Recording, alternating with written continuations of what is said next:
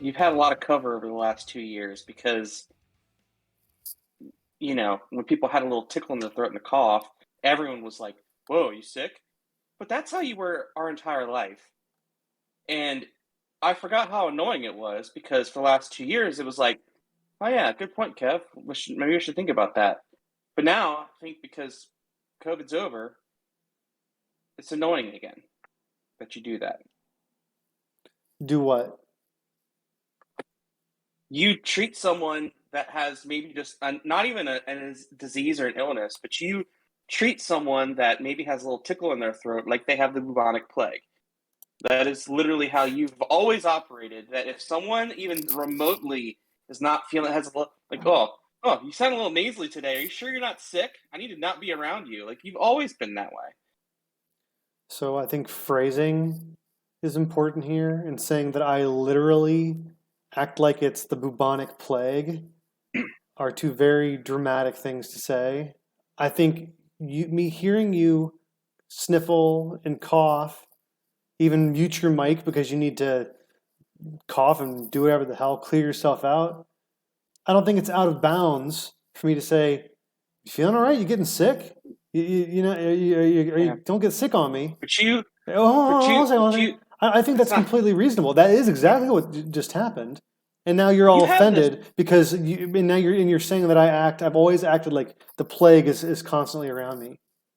You have always had this skill where you can say things that are generally safe to say, like, "Oh, hey, how you feeling? You feeling okay?"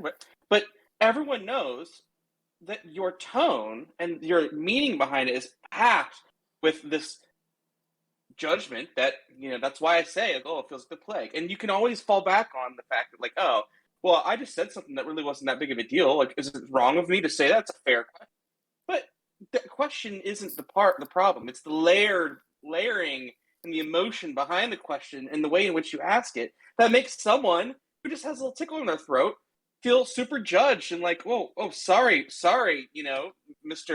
Mister Cleanliness and Mister Health. Sorry, I coughed around you. It's the judgment that comes along with it. I can't help it if you're offended by me wanting to not You get can't help sick. it. You No. actually can help I can't help it if you are self-conscious or you feel bad about me simply asking if you're not if I should take extra precautions. it. What for? Well, that's what. Sorry That's if it's completely rude and disrespectful. If you're in the bathroom for 3 seconds and I didn't hear the faucet turn on, I say, "Hey, did you wash your hands?" I mean, I don't think that's out of bounds. What am I supposed to do? Internalize it all, be quiet, and then now I have to watch every single thing you touch and avoid that. I mean, what am I supposed to do? I'd rather just that's say, "Hey, you wash your what hands." I don't care. I'm not judging you. Sometimes you forget to wash your hands. Just go wash your you could hands. go. For You me, could go. You could go. out of the Yeah. love of your brother, just So please, you should wash your hands. Okay. I'll yeah. admit, even I'm a little over the top. I've got a little bit of a little issue with like, not wanting to touch. I get it. It's true. But you know that about me. You just said I've always been like this. So you've said to yourself, you don't want to change. You just want to criticize me for feeling that way. You don't want to change your behavior. No. Okay, that's the thing. I can't change the behavior of coughing when my throat has a tickle.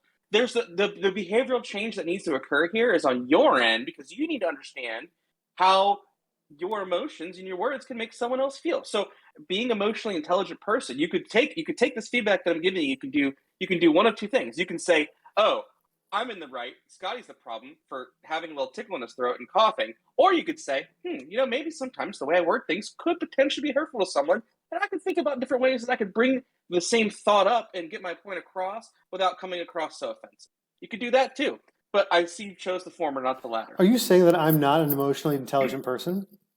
Because I think anybody who knows me would say that that is absolutely not the case. There's always room for improvement. I've got way more emotional intelligence than you do, buddy. Oh, is that true? 100%. If there's an emotional intelligence aptitude test, I would gladly take that with you to see who is more. Nobody would. I wouldn't even get administered the test because they just look at me. They'd have one interaction with me and be like, "Oh, different plane, different level." That's how they would say it about me. So I'm Scotty. Are you feeling what? Let me ask you this, and then we'll put a bow on this. yeah. How could I phrase the question in a way that makes you, little snowflake, makes you feel not judged, not put down, not how can I phrase it for you to make you most comfortable? Well, the first thing is you should wait for a pattern. If I have a little bit of like a, like that, you shouldn't say anything. If then I'm starting to hack up a lung, if I'm really showing signs of actually being sick, then maybe you could say, "Oh, geez, Scott, you all right, man?" That would be more appropriate. But if I have to try to withhold my like just a little cough or throat clear, because I don't want to, set you off on this, crazy hypochondriac fear of, me passing a little spit along your way, then, I don't know. I don't know. You got That's about it. on, you sound a little nasally, you coughed once, then you told me, "Hey, I got a cough. I gotta clear myself up. I'm gonna mute myself real quick," and then you did that. How is that Yes. not? So How is right. that not a pattern? So me. That is me telling you, Kevin. I have a little tickle in my throat, Yeah. which happens all the time to a lot of humans that aren't sick. I'm going to mute myself to clear that real quick. That's it. It's all it is. It's not doesn't have to be a hey, I'm not supposed to see you this weekend. Are you sick? What's the big deal? Like that's literally what you said. That is I literally you're okay. You use the word literally many times now. What I said was, "You feeling all right? You getting sick? Hey man, don't be getting sick on me." That's what I said, and I even had an right. air of lightness about it too, because I'm not Oh, actually see, concerned. Well, yeah, what? but I that's mean, just because you didn't, because I can see just because you through didn't that. pick up on those little Someone, cues, that's not my someone, problem. no. I picked up on the cues. I saw through the cues because I know who you are. Another person off the street, You hearing don't know that, me. yeah, you sound pretty safe. But I know exactly what's going on in your head right now, and you're like, oh, my entire weekend plans are about to change because Scott had to cough. You know, you make a lot of assumptions about me and what I think and what I believe. You do it all the time. I I've don't. got a special skill. Well, that's your special skill. You're very skilled at incorrect taking little bits of incomplete information and then just telling other people what people think. That's what you're very good at. I'm usually almost always right. Sometimes I'm wrong, but I'm almost always right. Welcome to the show. Um, Today's going to be a weird one if it hasn't already been. We so there's so okay so this episode may come after or in conjunction with a week old episode that I thought was lost until mere moments ago. I thought we recorded a nice long episode. We got into a big heated Baker conversation.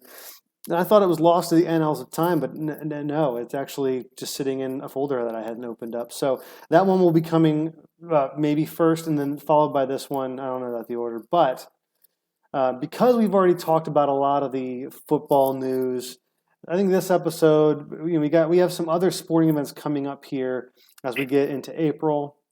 March Madness is over. I promptly stopped paying attention after the Sweet 16. It might still be going on, actually. I mean, maybe it's not even over yet. There's the final.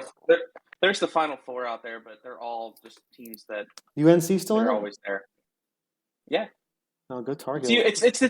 it's like UNC, Duke, and like it's all the schools that are always in it. Like But this is see, why that's, it's oh, but we should be caring. What time when does UNC and Duke play?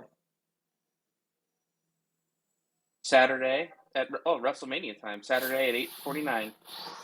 Ooh, might have to have dueling screens only because it might very well be, hopefully so, Coach K's last game. Go Tar Heels. Listen, today's episode will be primarily WrestleMania preview. Now, listen, don't go turning it off.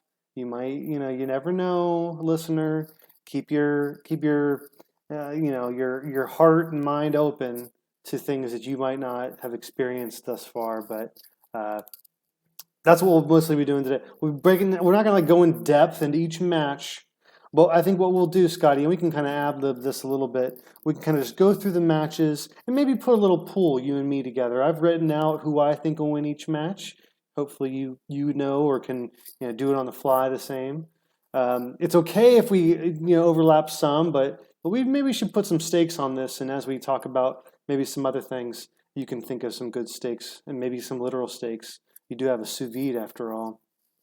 I'm sous videing some steaks as we speak. Really? I really am. Well, Yeah. well, hot damn. Well, listen.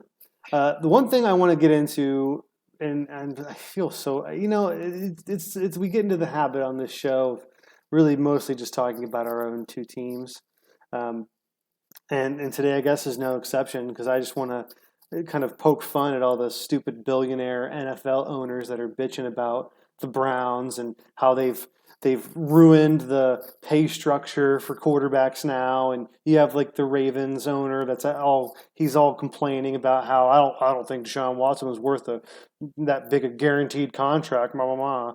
They're just all salty and irritated that they now have to turn around and negotiate with their star quarterbacks, and they're going to ask for guaranteed money, and they're just irritated. This is the name of the game, okay? This was the next evolution of these contracts anyway. I mean, you have Patrick Mahomes getting 10-year, $250 million contracts and shit. Like, it was going to get to this place eventually, and here we are. You deal with it. They'll get over it. But I just think it's hilarious to The me that problem. all these guys are yelling and complaining about it when they just all they're really upset about is they're going to have to. It makes their lives a little bit harder. Big deal. Well, the part of the reason why it's so hard, and this is again also the owner's fault, is because of the cap.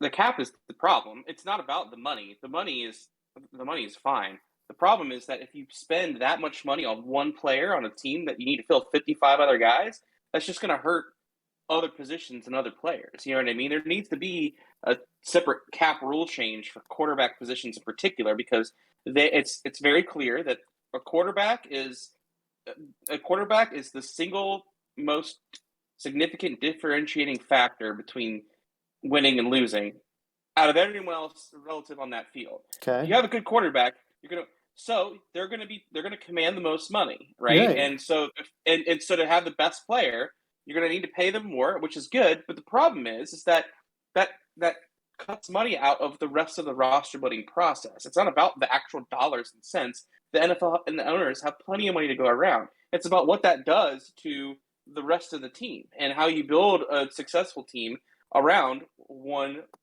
very high paid quarterback. Well, I don't know. Again, I'm not saying this to argue with you because I think we're kind of on the same page. What I'd like to see a little bit differently is a separate take the quarterback salary out of the rest of the cap space. You know what I mean? Like there needs to be like just a quarterback. The quarterback position needs to be no cap, whatever, do whatever you want. Then the cap needs to happen with the rest of the players or there needs to be some type of a carve out because if the cap doesn't increase, you know, as much as the quarterback's pay rates increase, then you're going to have this imbalance in your team's budget. I don't think that we disagree too much either, but I would just say I don't think anything needs to change. The Browns have told you that they value the quarterback position, specifically this quarterback, at this pay rate. I mean, you said it yourself, like the quarterback position is the most important position. Okay, well then obviously they're going to be paid the most. If a team like the Ravens doesn't view, if Lamar Jackson's demanding that much money, and they said everybody's working with the same cap, right? We don't value the quarterback at that level in order to, and also we don't value the quarterback that much that we're going to pay him that much money because the way we want to construct our roster, we want money for other positions. Well, then you can go out and execute that plan. No one's telling you now you have to spend that much money. You might not be able to extend or re-sign Lamar Jackson for that much. You'll get a different quarterback, and that's just how it'll be. But your other position, based on what you're saying, and the common thought process about how you structure a team in the cap space. Yeah, you might not have a top 5, top 8 quarterback, but the rest of your roster will be really strong, right? Well, then maybe the quarterback position doesn't matter so much for that team. So, I disagree completely that you need to just blow up the cap structure, take quarterbacks out of it, just because the quarterbacks keep demanding more money. Of course, they're going to demand as much as teams are going to be willing to give them. As soon as teams say, you know what, no quarterback, nobody is worth this much money, then that's where the line will be. Well, why would we have to change everything else about how the cap and teams' financials are just because a certain position keeps demanding more and more money? Guess you don't. Okay, the, WrestleMania. the only thing the only thing I'll say, and the only thing that will make these other owners or anyone else that actually really worries about this stuff, um, that will make their lives easier, is if it ends up turning out to be a horrific deal for the Browns, and like they should have never done that type of a thing. Like if Deshaun ends up playing really poorly, then I think that his this deal won't have that lasting effect that I think they're afraid of. You know what I mean? Because teams will Well, say, yeah. "Oh, you took a big risk and you screwed that up, so we're not going to." It's the same thing that we're happening in base. They're seeing baseball now. Back in the late 2000s, like 2008 or so, around that time period, you saw these pitchers get these guaranteed 8-year contracts, like the Barry Zitos of the world, and they were all awful after their fourth year into the deal. You know what I mean? And you started paying them. So teams adapted, in particular for pitchers. And now, even the best pitchers, when they hit free agency, they get a 3-year deal. Now, they get a 3-year deal at $30 million a year, but it's still only if those long term deals are gone because people got burnt. Same thing could happen in the NFL with these large salaries for quarterbacks that end up maybe not panning out. People will be apprehensive to give them that much guaranteed money and the contract structure. So the worst thing that can happen for these owners that are complaining about it is Deshaun Watson lighting it up and the Browns winning the Super Bowl. Then, yeah, you've kicked up the value of a quarterback position. Everyone's gonna have to shell out more. Well, I don't know that we're gonna get to they're gonna get to wait that long. I mean, Lamar Jackson's playing in the last year of his rookie deal, so like he's gonna be. They should already be negotiating it now. So I don't think I Yeah, think that's that there are true. going to be more dominoes to fall. So it'll be really interesting to see. And there's more than just Lamar. I think I can't remember. I'm having trouble thinking Well, of I the mean, Josh Allen just Josh got signed a Allen. big. He He got did. signed a big extension, didn't he? I think he did. I think he did. But it wasn't like I don't remember it being like Mahomes big. I'm gonna look that up I'll now. look that up. But yeah, I mean that's good. That's going to happen very very soon. I mean that could happen within months. It definitely is going to have to happen within the next year. So I I mean, mean, Josh Allen got a 6-year deal with 258 million. Now I don't know how much of that's guaranteed. 150 million of that was guaranteed. So that's pretty close to what Deshaun got, to be honest with you. I mean, Deshaun got more guaranteed money, which okay, a lot. Okay, I'm talking I about mean it's a double hundred more. hundred million dollars more guaranteed. Yeah. Yeah, but the deal itself was about the same, but it's pretty much a fully guaranteed deal for Deshaun, right? That's the difference. Yeah. So, Josh Allen could potentially get that money, but it's only 150 million of it's guaranteed. It's 150 million dollars guaranteed. That is a lot of money. Yeah. That's a lot Wow. of fucking money. Yeah. Huh. Anyways, Anything baseball related? I mean, I mean, next week, we're 2 weeks away from opening day. A little less than 2 weeks. well, yeah. Opening day, real opening day is I think the 8th of April, and then like the home opener for the teams that are starting off away is like the 12th or so. I think Yeah. is how that kind of shakes out. But yeah, we're only a week away from baseball starting, which is pretty cool. There's no real significant news left. I mean, teams are now starting to get everything figured out with people. The free agency's kind of winding down now and all that. So it's just get ready to start cracking the bats. It's time for some hot dogs and Cracker Jacks. Take me out to the ball game. It's gonna be good. What's your go-to in stadium order? Like baseball stadium, just you're allowed to ask a couple of follow-up questions, but mostly I, I want to know what your favorite ballpark concession is. Baseball, right? Yes, yes. Because No, no, yes. The answer is yes. We're talking about baseball all right, season. all We're right, getting ready. We're going to be in PNC Park. We're going to be doing all that stuff. So yes, give me yeah, your yeah. baseball Okay. concession. Concession stand. Here's what I get. And you get this right before you go sit to your seats. Then that'll last you a few innings, and you're gonna be in good shape. You get two tall boys and Miller Lights. Okay. 16 ounces though is more preferable because 24 ounces are you got to really crush that before it gets warm if it's a hot day out, so 16 ounces better, so you get two of those. One jumbo hot dog with one little line of ketchup and one little line of mustard and a bag of peanuts. That's it. That's pretty good order. That's a good one. It's not too heavy. It's got everything you I need. mean, you got the beer, Nope. but you need to stay hydrated, especially if it's a hot day. Yeah, exactly. You get the dog down quick, then you get the peanuts and you can just take your time with those. You get all game, and just throw those down at your feet. There's nothing better than that. Yeah, me. This shouldn't come as any surprise. Sometimes I like to change the game. I like to change it up. I like to get something that I might not usually get, but more often than not, I might mix a pretzel in. I might mix in a. I don't usually ever get nachos because the whole cheese thing. Although if someone has some of that stadium nachos with the fake cheese that after like 10 minutes it gets all plasticky. If someone's got some fresh nachos and they're like, "Hey, do you want any of this?" I might say this. Well, this would surprise a lot of people because this is very unlike me.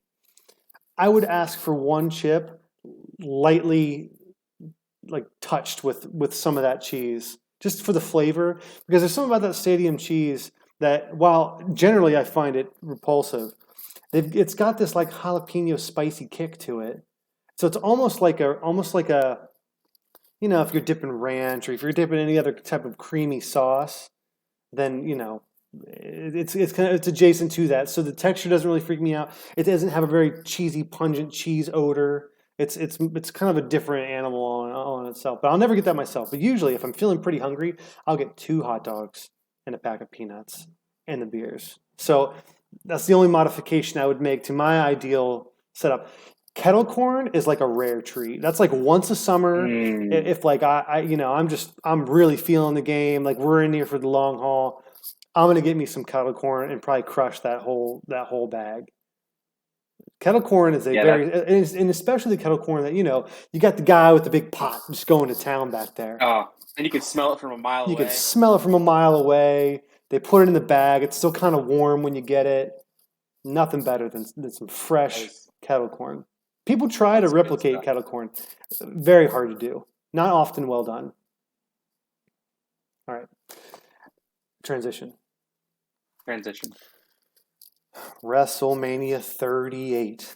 All right, Scotty. So let's do this, man. Were you able to, like, as we were talking, were you able to, use a second section of your brain to formulate some kind of idea as to what stakes we should put on the whoever gets the most matches properly guessed in terms of outcome? Did you able to think? I'm actually fine with real legit stakes. A little steak dinner, perhaps. I don't have a sous vide, but I can make something happen. We could do anything you want.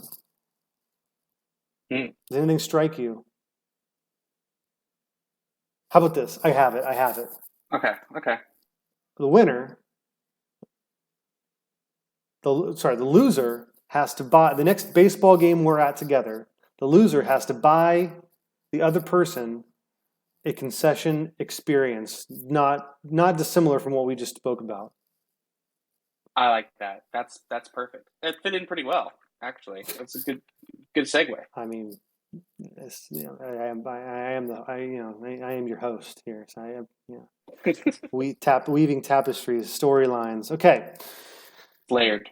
I don't know how you want to start. I think that as everybody should know, WrestleMania 38 is broken up into 2 nights: Saturday night, Sunday night. I think the way I've written mine out are kind of outlined as such, but I don't really care to like go in any kind of serious order. We could talk about our thoughts about the match, and then and then who we think's going to win, kind of like we do our Power Five. How's that sound? Yeah, Do you have that yours sounds all? good. Do you have your picks already decided? No. Okay, then I So I will. mean, I know individually in each match who I think is going to Sure, win sure, sure. and I'm who I just want to saying. win. I just want to. I have mine written down, so Okay. I think I'll say mine last, so that you can't snipe any of my picks. You know what I'm saying? Okay. Okay. Okay. Um, First up on the docket, the New Day versus Sheamus and Holland. So the New Day is Kofi Kingston and Xavier Woods. They keep changing that guy's name around. One of the is not to already get off into a tangent because that could happen a lot. I'll do my best not to do that because we should probably breeze through these. No one's going to listen to this, but No. they do this thing every time someone wins King of the Ring or Queen of the Ring that immediately their persona changes to King blank. Like they just knock off their first name and it's King Woods or King Booker or it's almost like a tradition now. Like they have to do it or else. That's why they do King of the Ring is so you're the king. And I mean, if you really think about, since I think in the Attitude Era when we used to watch, like when we were kids, they used the King of the Ring as like this is a guy that's going to get like the next push. You know what I mean? Right. Like this is the guy that's going to be. But to it now, because they stopped doing that. They stopped doing that like early, like in 2002, 2003. And now the King of the Ring only comes back when they want to just get someone over on a gimmick. You know what I mean? That's really what it is. King Booker is a pretty famous one. King Corbin, whether it's a face or a heel, It's really and a Xavier shame. Woods. I mean, because the idea is that it's the King of the Ring tournament is a tournament. You just have matches, and you eventually become the King of the Ring. That's still the way it is now, but such a simple but fun, easy concept to I don't know get excited about, like matchups. You watch the bracket unfold. That's how Steve Austin became big. I mean, John 3:16, his whole famous speech was he won King of the Ring. Well, listen. It's something real simple that WWE should just do all the time is having tournaments for contenders. Tournaments, because that's what helps with the repetition of like okay, you're there. See, like there needs to be some type of stakes. It keeps people guessing on who's going to win. You know what I mean? Instead, they do this 50-50 booking thing for a feud where it's like, all right, two tag teams are like mad at each other, and one's a good guy, one's a bad guy, and then so one week, one guy from the tag team's going to wrestle the other guy, and then tag team one's going to win. Then next week, the other two guys will wrestle. Then tag team two wins, and then week three they'll finally do the tag team match. And it's just that 50-50 back and forth booking is really lame and it's repetitive and It's it such a gets slow either gets burn real that just over. it gets so old. Exactly. But if you actually had like, hey, listen, we're gonna do a tournament for the tag team titles, and like that's all it is. So it's one match. Like, all right, cool. I like the Viking Raiders, and I like the New Day. Who would win against them? That'd be kind of fun. But which one does WWE think should win against them? I'd be into that match, and that'd be the one time they'd wrestle, and I'd be like down for it. But they just don't seem to do that. But that's the value of King of the Ring is the tournament aspect of it, not necessarily the winner and Right. the title of king and the crown and yada yada. And one more macro level thing that I wish that WWE did that actually AEW does do or used to do is show the wrestler's record. They're 23-0 or whatever. It kind of just adds a little bit extra spice to it. Like I can categorize this person in my mind. Oh, this guy hasn't lost yet, or oh, this guy is like a 50-50 wrestler. Then okay, like I wish there was a little bit more of that. Anyway, Yeah, that would be cool. And also, AEW releases power rankings, which I think is pretty cool too. yeah, nice. I love a good Yeah, power ranking. Okay, uh, so I'm not really. I think this is the match I'm least excited about. Even though I do love Sheamus, I love my redheads. What do you have any thoughts about this match? I mean, I don't even know if I care about this one. I don't think I really care about this one. I honestly, I don't even know. This might be like a pre-show match. I don't even know if it's Whoa. listed as a. This might be on. Actually, this match might be on WrestleMania SmackDown. That lame attempt. They've expanded WrestleMania now. They've gone crazy. It's not even just a two-night affair. They're labeling all the shows leading up to it as part of WrestleMania. Like even the one we were just at Raw, they had Michael Cole there, and they had a cross blend of SmackDown and Raw people because it's like WrestleMania Raw, and the SmackDown's going to be like WrestleMania SmackDown. It's just that's kind of lame, but Who do you got? I guess New Day. I'm going Sheamus and Holland because I think what's going to happen is with Big E out because he broke his damn neck. I think they're going to have Sheamus and Holland win. That stable will become a real thing, and then New Day, Woods, and Kofi will start fighting each other. The way Hmm. it'll go down, whatever. That's a bold prediction. Um, all right, Drew McIntyre versus Happy Corbin. I love Happy Corbin. You have a Scottish warrior, okay, in Drew McIntyre, fighting a casino going. Is he Cuban? I don't even know who is Happy Corbin? What is he? His His whole name was thing is like Baron he's a Corbin. fedora wearing He's casino guy. he looks like Pitbull, but I'm pretty sure his actual nationality is just Irish. He's Irish? Corbin. I guess Corbin, yeah. Well, Drew, I mean, this seems like a BS matchup for Oh, McIntyre. He's really kind of fallen off. What? it's not even his real name. His real name is Thomas Pestock. Well, of course, his name isn't Happy Baron Corbin. Corbin. I'm not happy that. Anyways, all right. Sorry, what were you saying? I'm just finding the whole just it's just Yeah. classic wrestling. It's if you sit back and think about like what are we actually watching here? Like what are we meant to believe? Well, we're meant to believe that an Irish or a Scottish war hero with a giant long sword is going to fight this dude that wears like Hawaiian shirts and a fedora. I don't know. I just find it Yeah. funny. Th- Anyway. this is where like Happy Corbin's gimmick, which is it's pretty funny and Can you give me, it's yeah, give entertaining. me, I don't want to mean to cut you off. I want to hear your point, but I would love to hear just a quick, like, three bulleted version of what Happy Corbin was and then how he got to where he is. Because I find it is Okay. a funny story. So so King Corbin, he was king of the ring for a long time and he had the crown and everything. He got into this feud with Shinsuke Nakamura and they did a little, feud and they wrestled and Shinsuke stole his crown and then like Shinsuke like stole his car and like he just then all these bad things started to happen to King Corbin. So he was no longer called King Corbin because he lost his crown.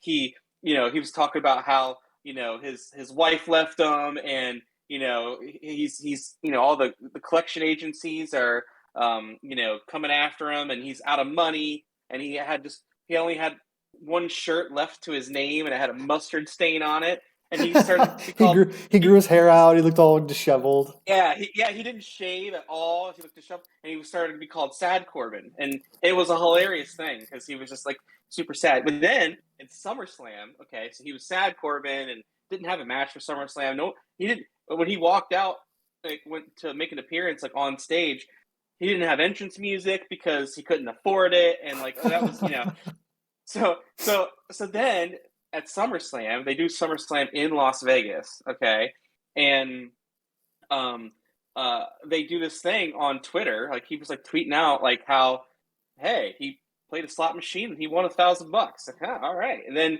he went to the craps and he put that 1,000 all in and he doubled his like. And then all of a sudden he got super rich just by being lucky in Las Vegas. And all of his wife came back. He bought Lamborghinis again. He's wearing the coolest clothes. He's got all these friends now. And now he's just Happy Corbin, and he just wants to he just wants to just live life, doing the finest things because that's what he deserves. It's really really funny. This is why I like Corbin a lot because he's just one of those guys who has these gimmicks and he gets them over. People like them, like you know what I mean. But he's really used a lot to like train new guys to show them the ropes of WWE. But what's so crazy about it is that and this is why his gimmick makes like seeing him in person really made me like think about this a lot.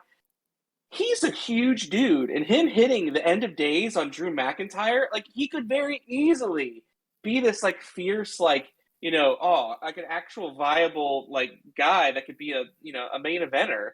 But this is just how they're using him, and he's apparently loving it and everything. But it's just wild to me that you know Happy Corbin is what it is. So, anyways, it'll be a fun match. Drew McIntyre is definitely winning that match because I think that uh, whoever wins the Universal title match is going to need somebody to face, and I think that person to face is going to be Drew McIntyre. So they're not going to give him a loss to Happy Corbin and then put him in the main event scene. Don't think that's going to happen. I So have McIntyre anyway, as well, so we're overlapping a bit there.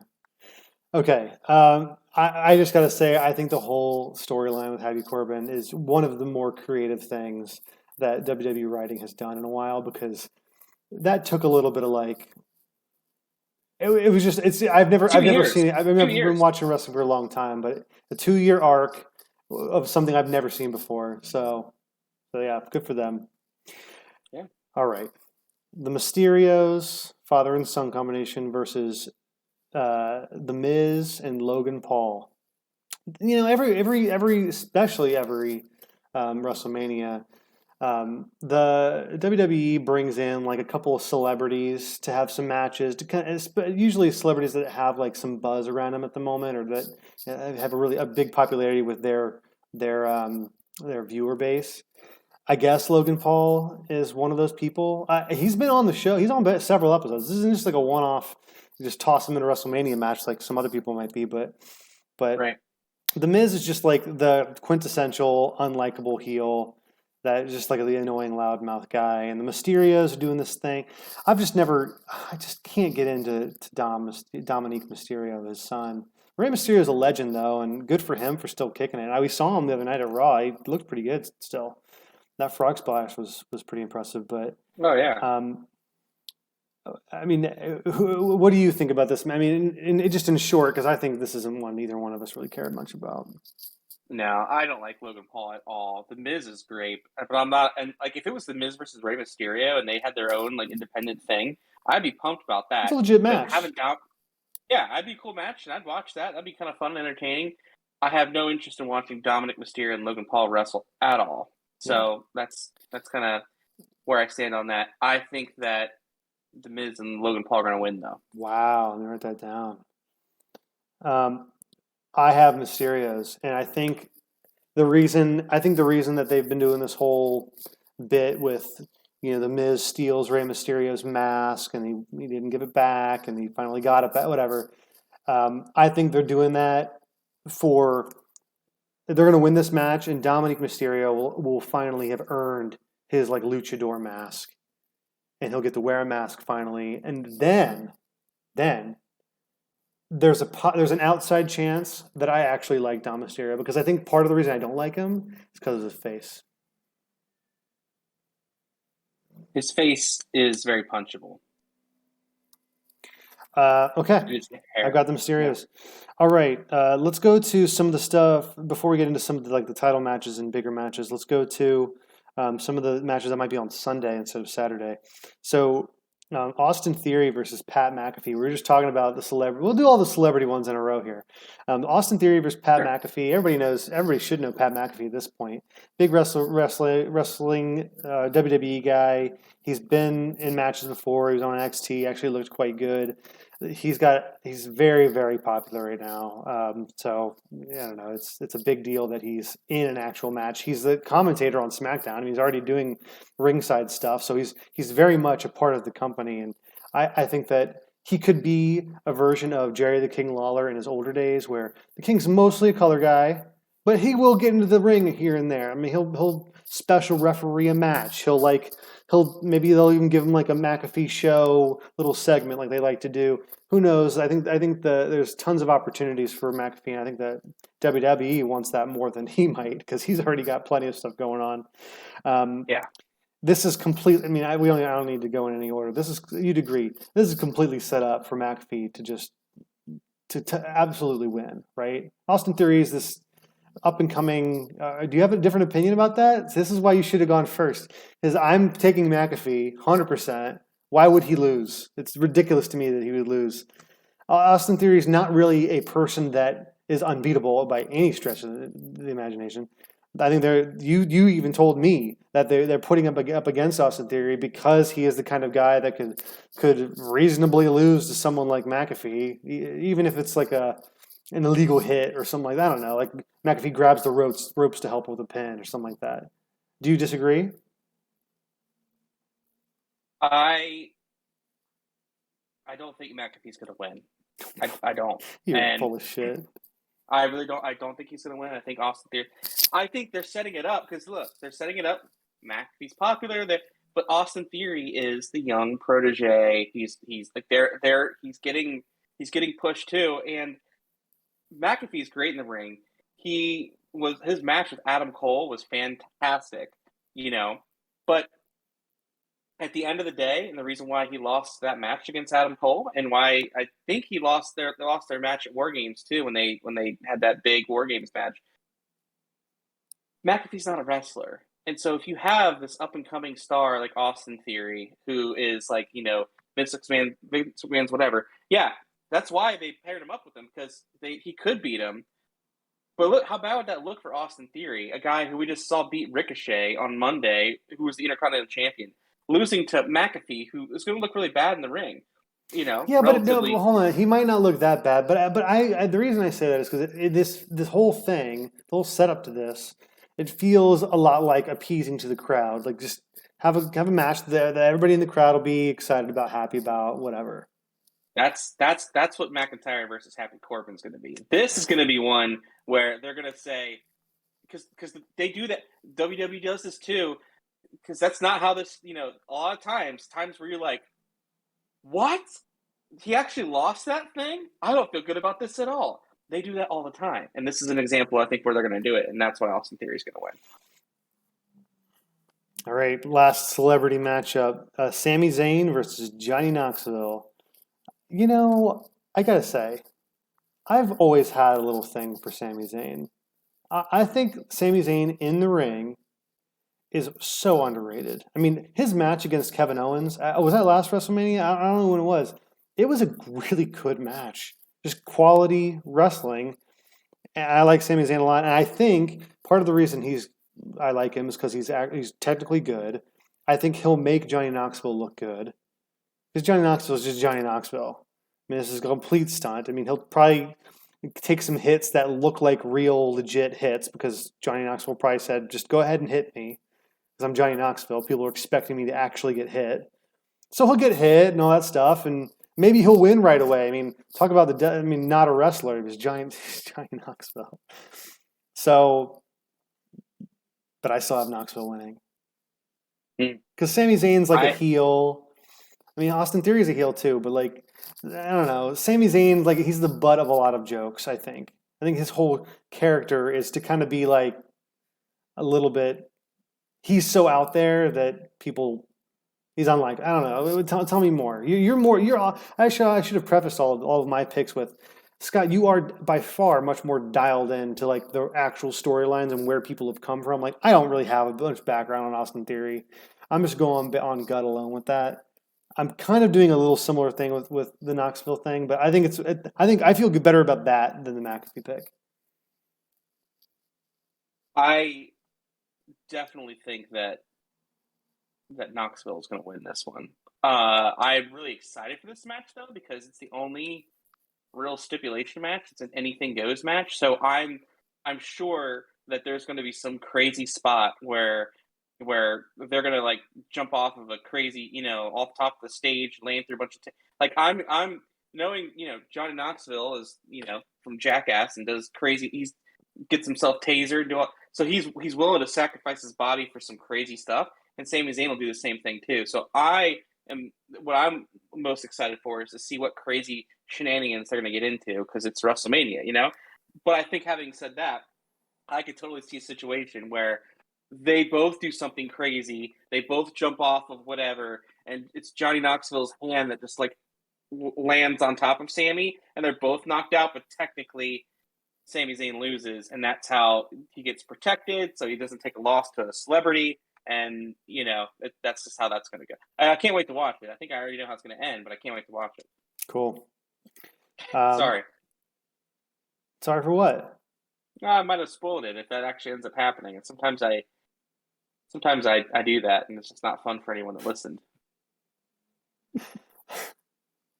I'm too smart for this, Cal. Don't you know? Gotcha. Um, okay, let's go to let's go to the, I think this is the tag team championship match. It's four team um, tag match. Carmella and Xena. Xena? Zelina. Zelina. Okay, this is not obviously not my expertise area. Carmella and Xena? Zelina. Sorry, Zelina.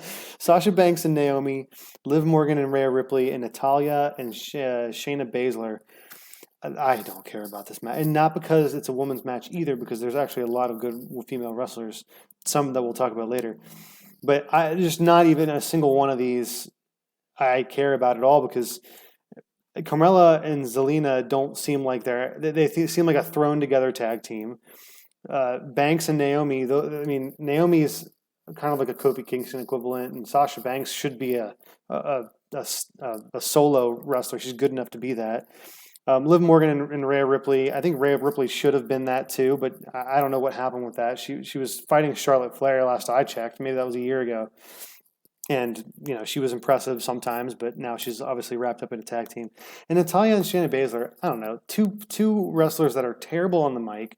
They've got so little charisma. They're completely a heel tag team for all the wrong reasons. I think it's because nobody's ever going to like them. I don't. What could you even do with Natalia or Shayna Baszler to make fans actually like them? Is there anything? Is there any dimension, Scotty, that they could be? Yeah. Yeah, you are way, way, way, way, way underselling Natalia in particular how good she is. Okay, She's actually sorry. Let me finish before you say anything. Natalia is one of the better wrestlers of the group, pure wrestlers, and has the one of the best entrance music of any of those people I just mentioned. I love Natalia's entrance, that like a pingy like wee, and then it goes into like some old. It feels old school like wrestling because entrance it is. It's music. an homage. It's an homage to Bret Hart. That's her like uncle or something. I need some storylines, man. I don't know anything about Yeah, these I people. you You should be if you you just should be watch you the should be you should be taking over. You should be doing this. Not me. this is your idea. Yeah, This is well, your idea. okay. Listen, Natalia, and I've seen Natalia perform like multiple times in person, and what makes her so good is she's very easy to flip between face and heel, because she's her character is very like her character is like this neutral because one of the reasons why she's kind of like a Baron Corbin. She's been around for a long time. She's good. She's solid, and she's used to bring young up and coming people up. So that's why she's in the tag team scene a lot because she'll be working with a lot of young talent, which is what she's been doing here. She's really really good. She just hasn't been pushed in a way that would put her in the main event scene, but she absolutely could be. But that's just not her role in the company. But she's great. Now, I will say the chemistry in between her and Shayna Baszler is very new. Not a lot there. It does seem like they kind of threw this tag team together, and they're not using Shayna Baszler correctly at all. They're just not using her at all well, what she needs to be. So I'm with you on that.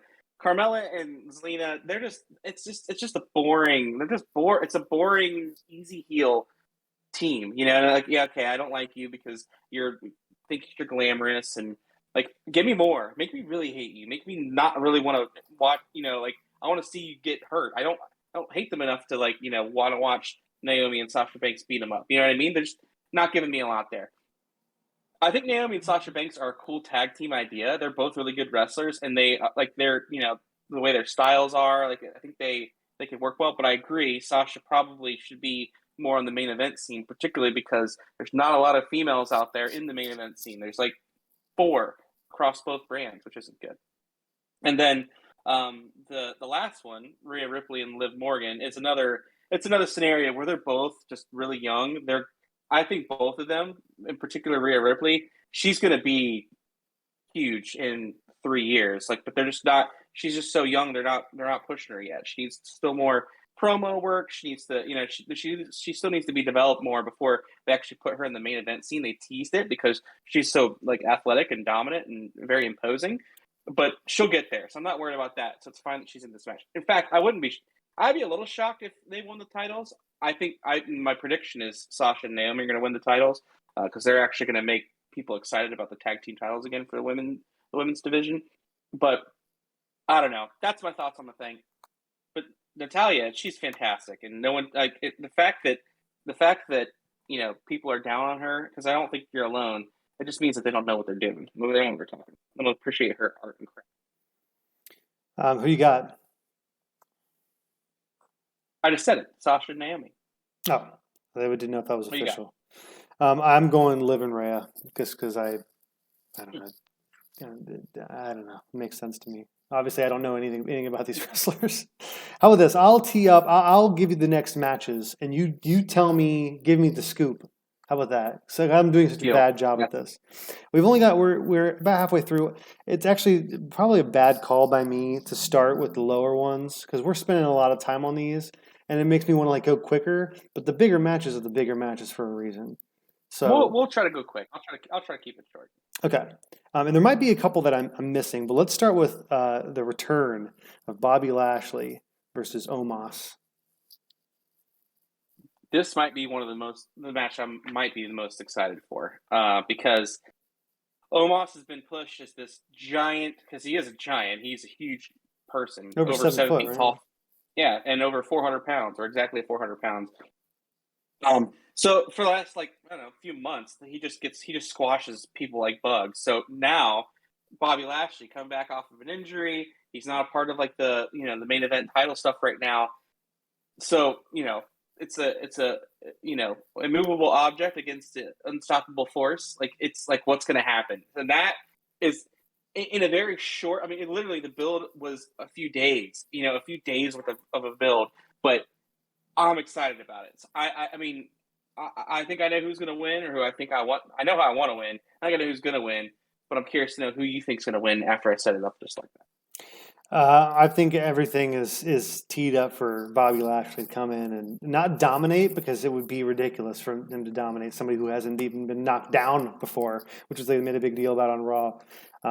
I've got Lashley. I like Lashley. I think he's a great he's a great like main event type right now. I'm going Lashley, I'm going Lashley too. I of definitely course. think it would be awesome to see him beat Omos, especially quick, like a Yeah. quick like 2 minute match where he picks him up and does something to him. Yeah, it That'd be could be cool. one of those things where like Omos hits the mat so hard that he's just like it's too big a deal. Like the bigger they are, the harder they fall, kind of thing. But we'll see. Yeah, We'll see. Um, okay, Scotty, let's do the other tag team match: the Usos versus Shinsuke Nakamura and Rick Boogs. this is going to I be a can fun. speak to these two a little bit. Oh yeah, go for it. Go for So the Usos are a good tag team. Are they brother? They're brothers, right? it. They come from the long line of the Samoan wrestlers. I mean, they're related to everybody. They're Rock, Rikishi, even Roman Reigns, who's the current. The Rikishi's son. They're Rikishi's son. Exact one. Yeah, really. Yeah. Jimmy Superfly Snuka, all those people. So they're a really solid tag team. I actually have grown to like them a little bit more. I never used to like them before. I certainly don't like them wrestling individually. Um, versus Shinsuke and Boogs. So I'm so happy. Shinsuke Nakamura was a huge wrestler on in the Japanese scene, right? I mean, and he came over Biggest. I think in 2018, 2019 to Something like that. WWE, and he's like in his like early 40s at this point. I mean, Yeah. he's older, and he had the thing with King Corbin, like you talked about, and I was worried that he would kind of fall off because he has a pretty thick accent, and they brought in Rick Boogs, who you should probably describe Rick Boogs and where he even comes from. Why is he even around? But essentially, they've made this pairing of two very unlikely friends. I don't even know if they're supposed to be friends, but for something about it just works. They're so different that it just is it's really refreshing and fun. It is. I agree. And Boogs is just he. I mean, he started basically just doing what he. I think like he might have been on NXT and he was in like a few like commercials for WWE as like a not as a person, but like he was like in a I don't know, he was like a State Farm guy, like and he was pretty funny and entertaining.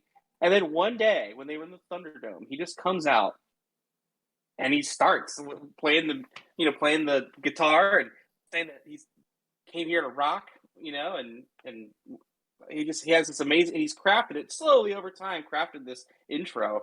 But the other thing that made it really fun is and this is why, like, I don't know, like a wrestling historian might, I'd love to get their opinion on this, but like in the Thunderdome, there was not a lot of you don't know what was over, what wasn't, whatever. But when Pat McAfee the very first time got up on top of the table and started just rocking out too, everyone loved it. Like all the online, they thought it was hilarious because it was just so something that you just wouldn't expect to see, and it is really carried. It's really carried to today. So So, what's he look like? and I think was that. Can you describe what he looks Oh yeah. like? Oh yeah. He's basically like this professional bodybuilder that wears these weird singlets, and he for a long time had a really long dark hair and kind of had it tied back and like a really thick like Tom Selleck mustache. And now he cut his hair a lot shorter now, but he still wears these singlets.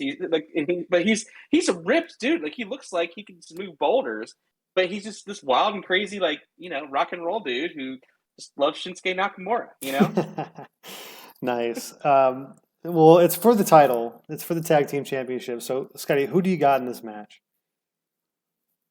I think that it's time for Shinsuke and Boogs to beat the Usos. The Usos have had the titles for a while, and I think that because they are on night one, I think that the writers will say, "Oh, hey, the Usos lost the title. Maybe this might, it will just only add to the intrigue going into night two for the heavyweight title match.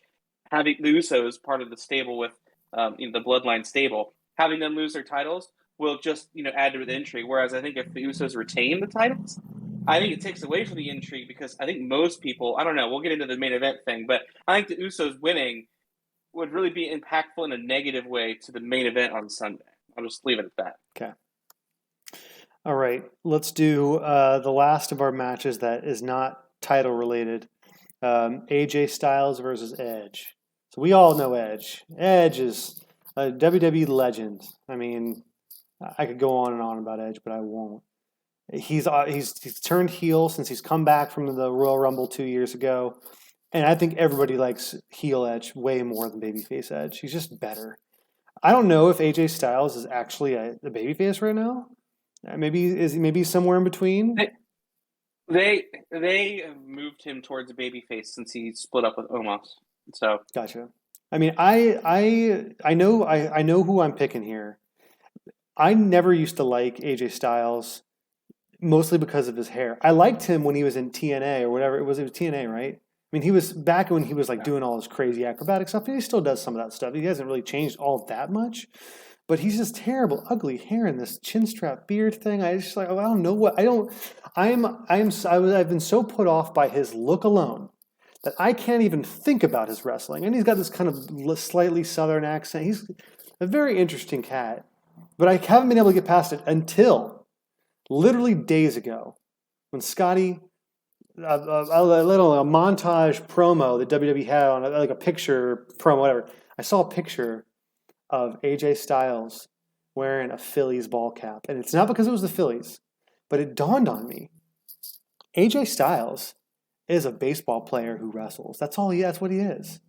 And he should be. I mean, that's not a thing. It's not actually a thing. But he just looks like he looks so good in a baseball hat. He just looks like he should be, a shortstop. He just looks like he should be doing that. So I've changed my tune a little bit about AJ Styles as a wrestler. I think I'm more excited about it now, even though it's kind of in the twilight of his career. Is it? I don't know. Is it? I don't know. Oh yeah, he's. I mean, he's in his 40s. He's not going to be, at least in the way that he Yeah, yeah. did when he was younger. Who you have here, Scotty? Or if you have anything else to add, go for it. Now I'd say this is a really tough one because both of these guys are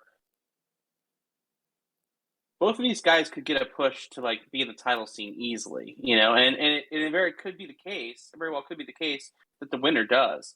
So the question is, who would you want to see actually go for the title, and who are they going to be paired up against? Since it's there's going to be one title after this, so like an AJ Styles or an Edge against the Roman Reigns or Brock Lesnar could be really intriguing, but they probably wouldn't pair two heels up, So like I don't know. I would like to see AJ win this because, and here's what Edge doesn't need anything else. If Edge loses this match, Edge is still Edge, especially heel Edge. And if they lose it's going to be an amazing match. It'll probably be a 30-minute match, and you're not going to know what's going to like. It's going to be. It's. I guarantee you, it's going to be the best match of the entire weekend. Those two guys, I really do, because of this very thing. Because you don't know who's going to win. You don't know like where are they going to go with this. You know, it's two of the best wrestlers of all time. The story thing. They're going to put on a banger of a match, and I hope that AJ Styles wins. I'm going to predict AJ Styles wins because I think AJ needs this victory over Edge more because part of the promo package is that AJ's kind of lost some of it. He's kind of slipping. They need the pit bull back. You know, like I want this to be the resurrection of AJ Styles to kind of go into his last few years as like still being like the guy, and this match could really put him there. You know, so that's why I want AJ to win. I think AJ is going to win. And that's it.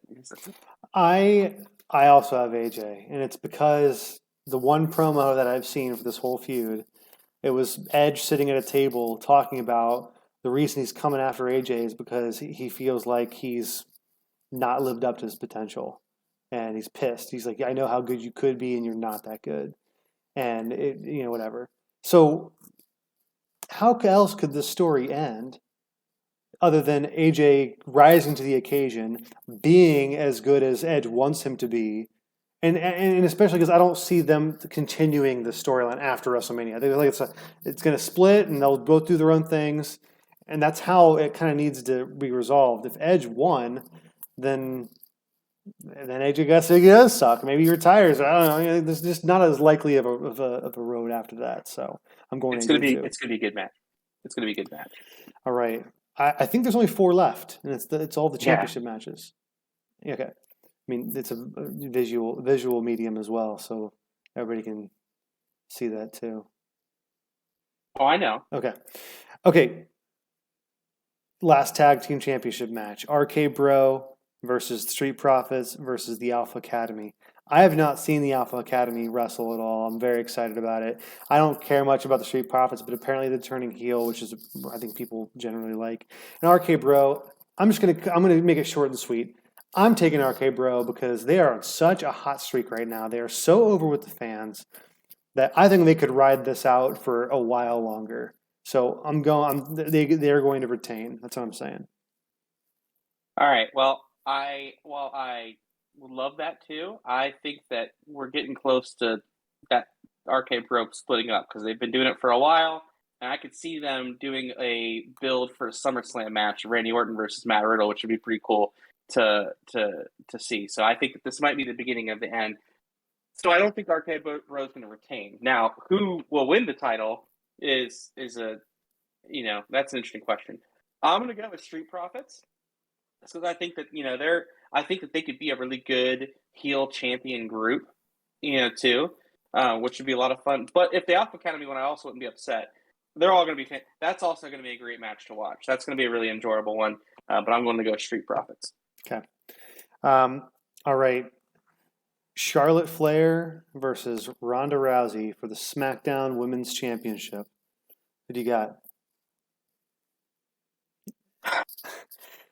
It's hard for me with this one because I like Charlotte so much, and she's been the champion for a while now, right? Why do you bring Ronda Rousey back at WrestleMania? Or sorry, why do you bring her back, have her win the Royal Rumble, and not have her win the championship too? Now, I mean, there's definitely, do I see Ronda Rousey being around WWE again for a while? No. So I could totally see Charlotte Flair retaining, and that's the end of that. It was a fun pop while it lasted, and it's over. But do you already know who you have for this one? I do. I think Ronda Rousey's going to win.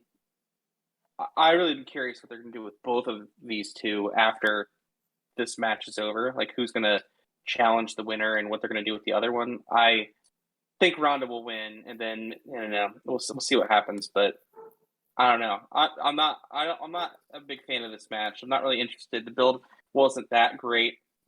Ronda, she's just okay in the ring. I don't think she's very good in the ring. She's not that good on the mic.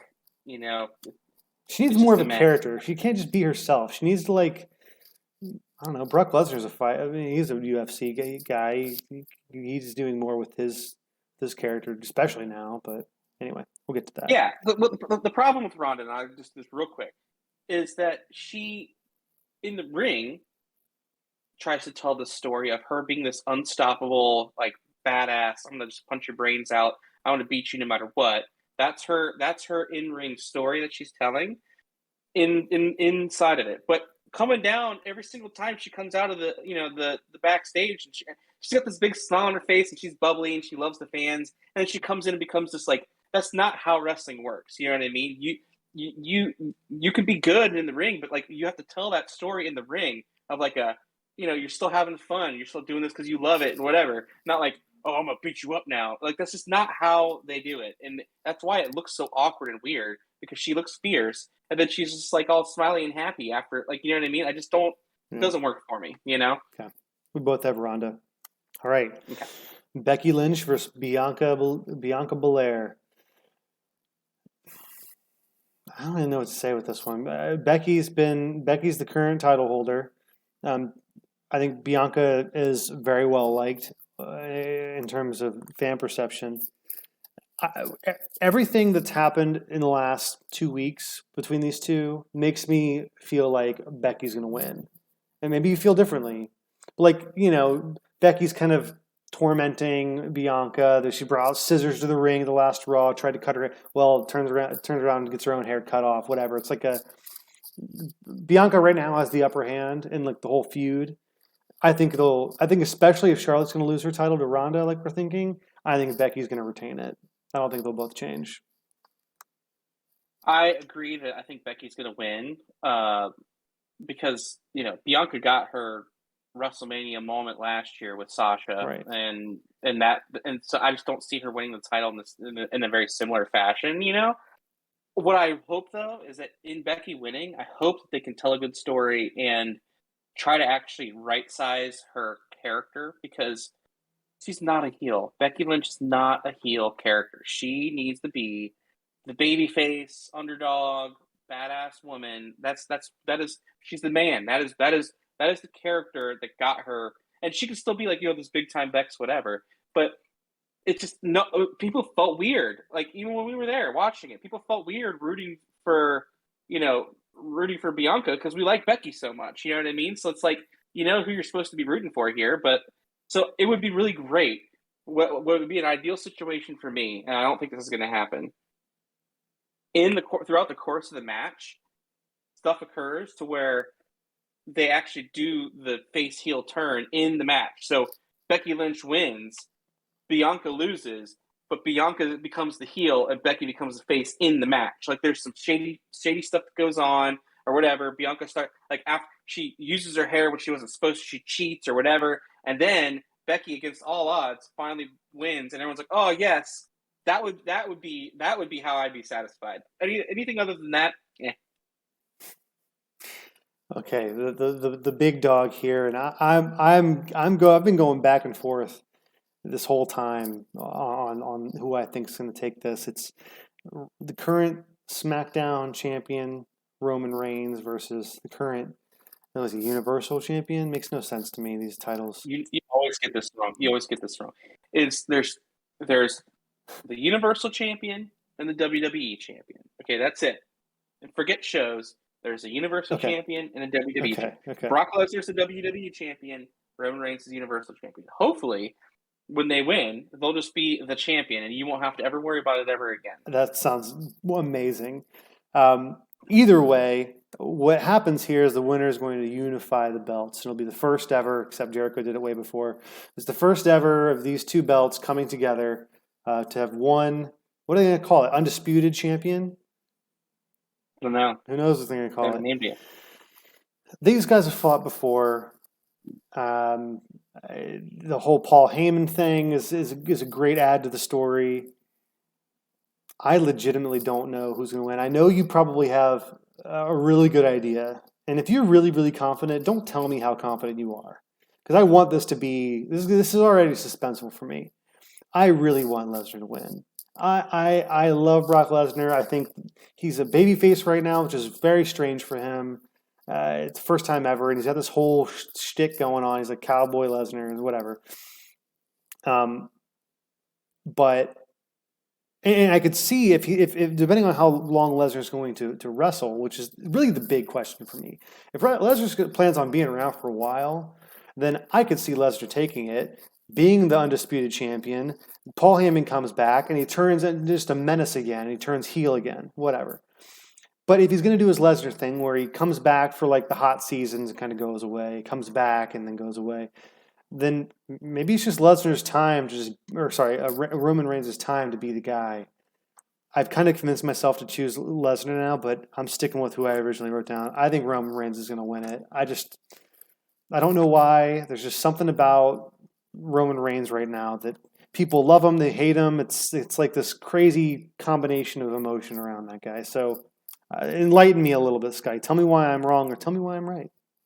Well, I can't say that I'm certain. So to answer your original fear, I don't think I know for sure who would win this. I could see both angles. I definitely would be concerned about like Roman, not Roman. Brock Lesnar has kind of been like a part timer for recently. Where he'll do it for 3 months. Then like that's it. He wants to go back to his Right. farm to be the champion, especially the champion. You're going to all the house shows. You're doing like you're the guy, and I don't think that Brock wants to be the guy. So I can see very easily him losing this match and Roman continuing to be the guy. The problem, though, and why it's intriguing, and why I think there's a chance Brock could win, is that if Roman Reigns beats Brock Lesnar, there's nobody left. There's literally no one left in the WWE that comes close to him from a just in the ring storyline perspective, but also just like who else are you going to be? Okay. Roman Reigns beats Brock Lesnar, and he faces what, Drew McIntyre next. Are you really that pumped about it? I mean, maybe a little bit. I'd probably watch the pay per view that they'd wrestle in, but like there's no reason for me to think that he's going to beat The McIntyre only other guy would be or that Lashley. McIntyre's going to win. Yeah, or maybe a Bobby Lashley. Like that might be kind of fun, but that's like I just don't see that being that intriguing. You know what I mean? Whereas if Roman Reigns loses, there's some chinks in the armor. He's not up here. He's like kind of with it. So those matches Well, you could will say the seem same thing about more. Lesnar then. Who was there for Lesnar to even fight? I don't know. You know what I'm Maybe saying? Bobby Like Lashley. it's kind of a similar issue. Are they just not top heavy enough? I mean, Just if they've written themselves into a corner, I think is the biggest problem. You know what I mean? I think that's really what this is coming down to. That when you do put all the chips on the line, you basically just said there's one person that's going to be like the face of the company, and no one else is even close. You know, this is part of. Okay, we're gonna close the things out here because we've been going a while here. But this was Roman good, Reigns. Scotty. Roman Reigns is who I think is going to win. Thank you. Um, this is one small criticism of the way things are now in the WWE. Not like a back in my day thing. I don't want that to turn into this, but you said it yourself. There's only one match in this whole WrestleMania that has any real like no disqualification, like it's like special match. They're all pretty much just straight matches, unless things change crazy like in during the event, which I don't see happening. But I think because of that, they've gotten away from using a chair, bringing a belt in. Like I'm thinking about like guys like Eddie Guerrero back in the day had a real chance to become champion because you could kind of his whole thing a little bit specific to him. He like lie, cheat, steal, whatever. He kind of cheated his way up and he became champion, whatever. But there are other examples like you can't adding a stipulation match, even like a Triple H, like a Hell in the Cell match or like a those kinds of things. I mean, John Cena had I Quit matches and those kinds of little things. It's not just like power versus power. Who's the best versus who's the best? Like if you have put two people in a table match and somebody wins, well, you could say, well, it was a table match. Like there were extenuating circumstances. Like those two people could fight again, and it wouldn't be like a foregone conclusion of like, oh well, I've already seen this guy dominate this person and win. Why are they fighting again?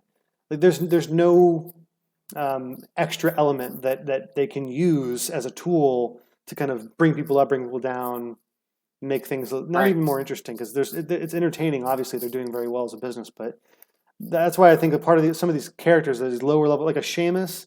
Sheamus is a big dude too. He's a ripped dude. He's good in the ring. He's got good technical skills, but he's even good on the mic. But there's just he doesn't seem like the type that would be a title holder like at the highest level. And I think that having a way for him to get there, like a I don't know, some of these. I told you he was though. I mean, he was the WWE champion before. No, I know he was, but not for long. He still was, still champion. Roman Reigns, Brock Lesnar, those guys have been the top for Brock Lesnar forever, but Roman Reigns for like the last 6, 7 years. Right. Oh, we But didn't that's even. because they've been champion for the last 6, 7 years. That's Yeah. why. Like they don't share the belt is like the face of the company, and they don't trade. I mean, in 2002, there were like 8 different champions in a year. You know what I mean? Kurt Angle beat Stone Cold Steve Austin on the pay per view just because they were in Pittsburgh, and then he lost it the next night. You know what I mean? But that elevated Kurt Angle. Like they don't do those types of things.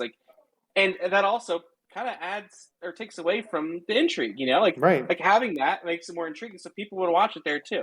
We should totally. It'd be so easy to write for the WWE. It would be Oh my really God. easy. Last thing I forgot to mention, we can't call Yeah. this one, but let's just do. We'll end on this. So Seth Rollins is fighting in a match Ah, against someone. Now finally got his WrestleMania match, but they have not announced who it will be. And we didn't talk about Kevin Owens and Stone Cold because that's not a match. that's not a match. Yeah. Whatever. Seth Rollins will be in a match with someone who, and they've tried to tease it a little bit, like they've fought before, but Seth Rollins has been around a while, so it could still really be anybody. Do you have a guess as to who it might be? Yeah. I mean, Do you know who it is? I don't know. I don't know for sure, but I think I would be disappointed, and a lot of people would be disappointed if it's not Cody Rhodes. Right. Cody Rhodes, yeah. So Cody was with WWE, went to AEW to start the whole thing off he was one of the bigger names with Jericho and everything. He's since left, and it's been very. Is he in NXT? I mean, it's announced that he's with the company. No, that's not really announced. It's rumored that he's been with the company. Like people have there's been rumors that they spotted him in Saudi Arabia. Like that's all. There's a lot of buzz around what Cody Rhodes is doing, but no actual concrete anything. So we don't know. Well, because I think that's a shoo-in. This can be our tiebreaker, Scotty. Because I think that you're really right, I'm going to take liberties and have 2 guys, and this is complete out of nowhere. This makes no sense at all. I don't know why I'm even guessing Okay. because they're going to be wrong. Shane McMahon always rears his ugly head around these big times. He entered the Royal Rumble. I don't know. It's Shane O'Mac. Like he's a crowd. I think people would be disappointed if he came out, but it's not out of the realm of possibility, right? It's not. And I'm going to take my second choice is I'm going to take your second guess as who it might be. That's my pick. So who's your second guess of who it might be? What? I'm so confused. What do you mean? Well, I don't know. I mean, it's a weird rule, but it's my game. So who's the other person? If it's not Cody Rhodes, who do you think it'll be?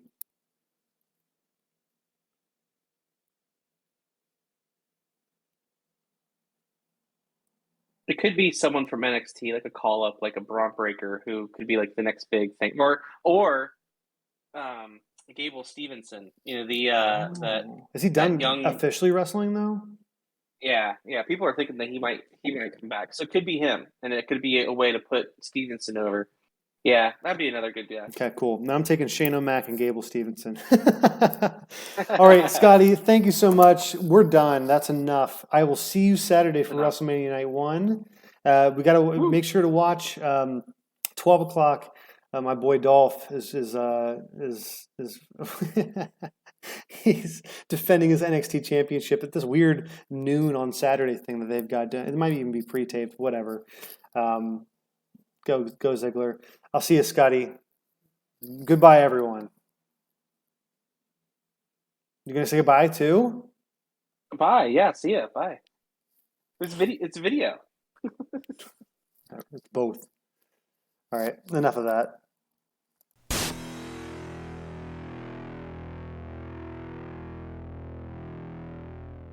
All right. So if you've listened this far, you must for some reason like what you've heard. So, given that, please remember to like and subscribe to our YouTube channel. Make sure to follow us on Twitter at ObsessionCast for all future episode updates and whatever else we might post, sports related or otherwise. Thanks for watching.